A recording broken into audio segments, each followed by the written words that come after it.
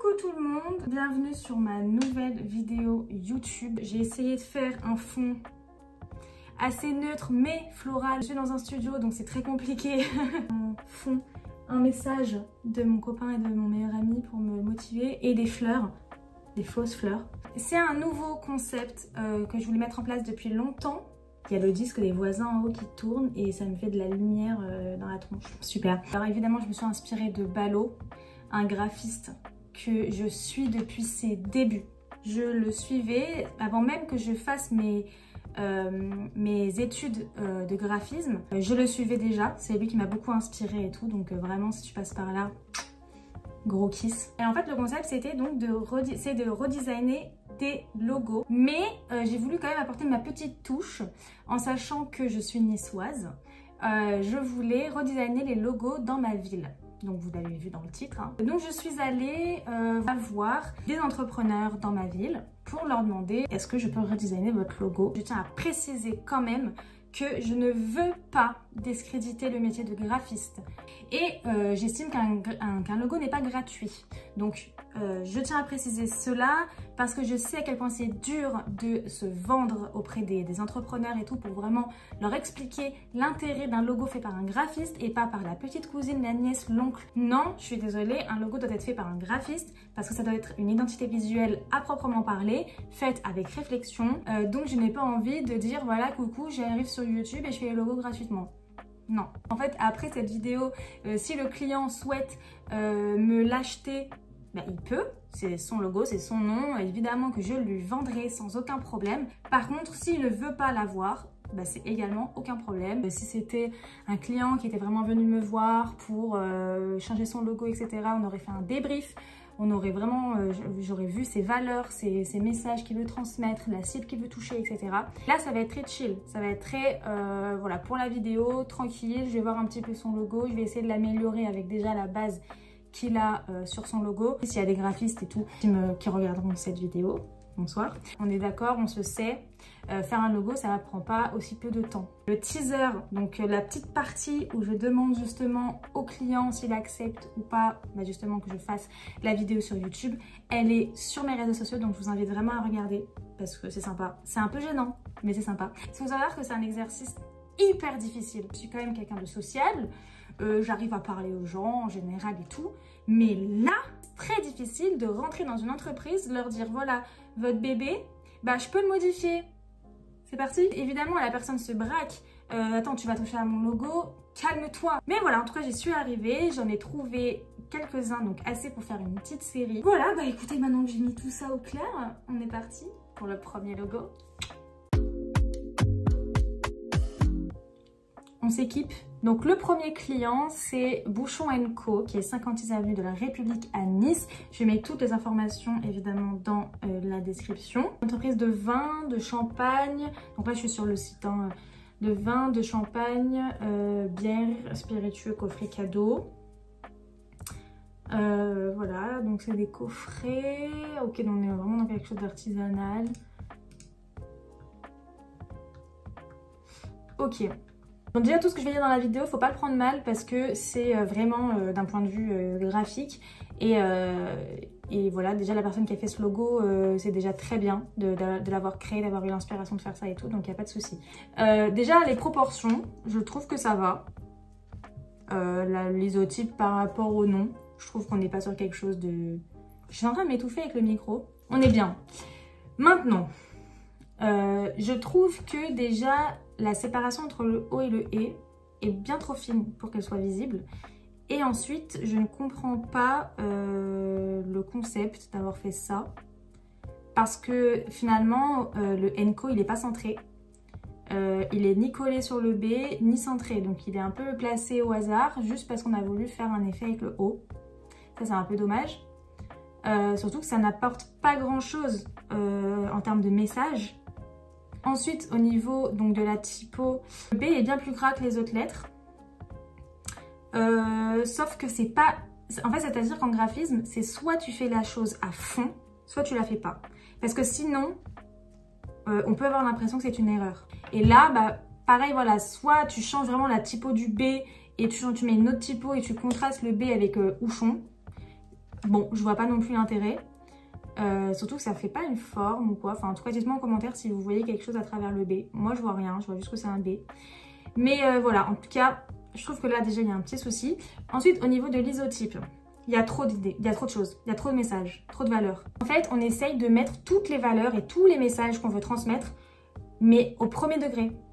Au premier sens, c'est-à-dire qu'on veut transmettre l'idée d'un bouchon, on va mettre un bouchon, on veut transmettre l'idée du vin, on va mettre une coupe de vin, on va transmettre l'idée de la capsule par rapport aux bières et tout, on va mettre une capsule. Et le problème c'est que c'est trop en fait. Bon là on a nos mots-clés de base, en sachant que je n'ai absolument pas fait de débrief avec le client. Vraiment, on va faire quelque chose voilà, moi j'ai envie de m'amuser, j'ai envie de faire quelque chose de simple et efficace. Parce que Bouchon & Co, il faut qu'il y ait le bouchon dans le logo. Je pense qu'on ne peut pas enlever le bouchon. Peut-être quelque chose où en fait la coupe, ça serait le bouchon. Mais comment on pourrait le représenter? On va arrondir un petit peu nos bords du bouchon. Évidemment, on va garder les mêmes couleurs parce que je trouve que c'est ça, beige et rouge. Mais on va les rendre un petit peu plus modernes quand même. On enlève tout ce qui est cyan. Non, parce qu'il est trop vif. On ouvre un petit bordeaux, quelque chose de chaud. Parce que de toute façon, on est comme ça. Des fois, je dis des choses, je pense que le silence, ça serait vraiment mieux, quoi. Donc là, on va mettre un petit peu de jaune. On va rajouter un tout petit peu de magenta. Là, on est trop beige. On va mettre un peu moins de magenta. On va rajouter un petit peu de dynamisme. Là, hop. Et tu vois, par exemple, ce qu'on peut faire finalement, tu vois, on peut peut-être faire quelque chose comme ça. Alors, il y a eu un souci de caméra qui n'avait plus de stockage, un souci de téléphone qui n'avait plus de batterie. Donc on se retrouve à peu près 3 heures après. Voilà, d'où le changement de lumière. Mais c'est pas grave. Donc du coup, j'ai eu le temps de peaufiner un petit peu le logo. Voilà, donc on serait dans quelque chose comme ceci. Bouchon & Co. Moi déjà, que ce soit pour l'idée 1, 2 ou si j'en fais une troisième, je pense qu'il faudrait vraiment différencier les deux. Donc moi je pense que pour bouchon, on pourrait partir sur une typo avec sérif pour faire référence en fait à au socle de la coupe de champagne ou de vin. Celle-ci elle est pas mal. Celle-ci est pas mal, il y a des pleins et des déliés. Je me dis que le & Co écrit comme ça pourrait être vraiment pas mal.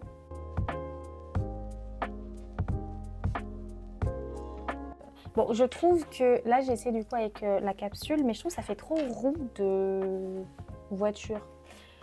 Enfin, je trouve que ça fait pas vraiment capsule. Donc en fait, je pense que je vais virer l'idée de la capsule, mais je vais vraiment la faire très symboliquement. Donc je pense que, en sachant que je vais reprendre l'idée des pleins et déliés,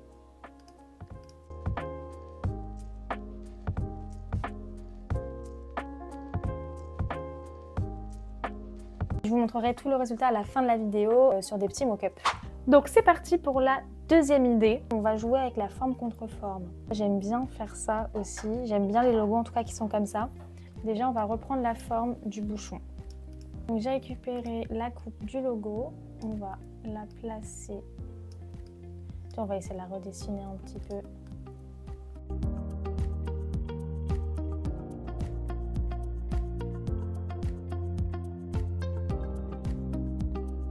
La place ici.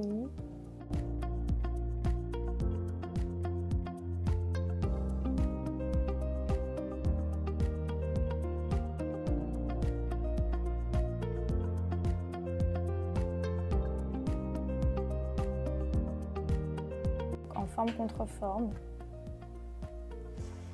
Alors dans la typo, moi je pense qu'on devrait partir sur quelque chose en sérif pour avoir vraiment la courbe ici de la coupe.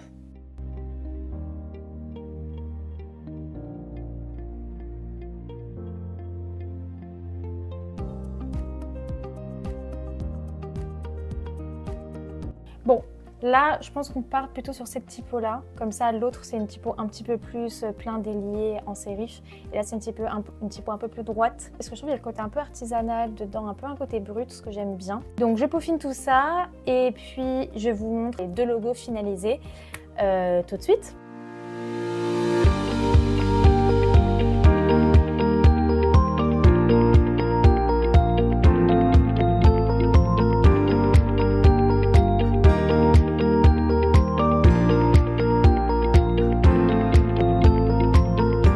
Voilà, j'espère que ça vous a plu. Vous avez vu, j'ai fait pas mal de modifs. En fait, je pensais pas que j'allais passer autant de temps, honnêtement. Pour la version 1, vous avez vu, j'ai rajouté des petits points pour cet effet bouchon. J'ai essayé pour la version 2 d'entrelacer le « et » à l'intérieur de bouchon. Alors dites-moi bien en commentaire quelle idée vous préférez entre la 1 et la 2.